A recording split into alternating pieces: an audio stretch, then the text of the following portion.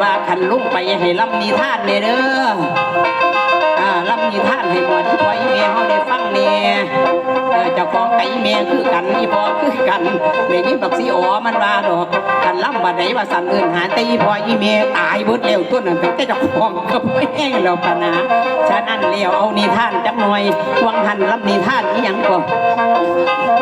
เลี้ยงน้อยลมเปียงว่าคูหนูอีปูนี่เปียงว่าขี้ไก่โปเอาเด็กน้อยลงเฮียนเปียงจังว่าลงสร้างคันเอานิทานหัวกับเมียผิดกันมันโดนหมอลำสำล้านว่าพี่เฮาลำใส่แค้นบ่หันได้ใส่ดนตรีใส่แค้นยาวมวนให้กิมีเป่าใส่เบิ่งกันนาบ้านนี้เอานิทานจังหน่อยบางหันยากินปิงลำโตอันนี้ผู้ลำเอาจังสิกันเฮาเว้าเรื่องบุญเรื่องคุณของพ่อของแม่เลวบ้านเนี่ยผู้ลืมบุญลืมคุณของพ่อของแม่นั่นเป็นหยังมีท่านหยังมีท่านลูกนี่ละคุณนี่ท่านกองเขาหน่วยขาเมียโมโหนี่ผ้าโตตำอันนี้เป็นนิทานบันนี้ต่อกันไปเลย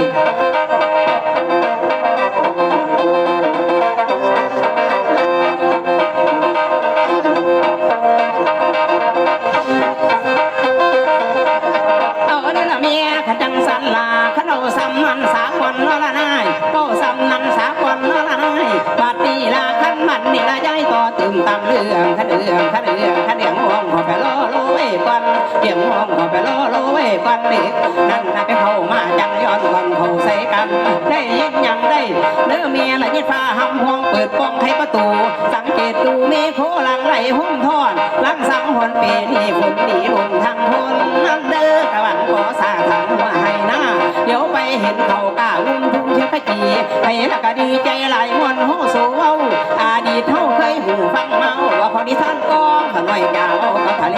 เรื่องนี้เพื่อนบอกแก้งบ้านคือยโสธรน้ำมากกว่านั้นยังมาซื้อเราเขาเอิ้นลูกใส่เนื้อใส่เกี่ยวสองคนเลี้ยงเมียพอไต่ป่าเตะน้อยย้ายมาเลี้ยงใหญ่สูงพออันสามารถมองเขาสู่พระอาจารย์วัดไรวันเปลี่ยนพาหังเหเฮือนเย้าเลี้ยงใหญ่มาจนเท่าหมอทองมาล่าโมเหตุนั่นเดือกันนาเดือนั่นเดือนาอยู่สู้มาทันคนปีให้กาลาขังนี้วันหนึ่งมหาภัยท่องมาไปไทยหน้าไกลขันบ่ทันแจงอีตู้แย่งพ่อได้ไทยไปว่าฮือห่ว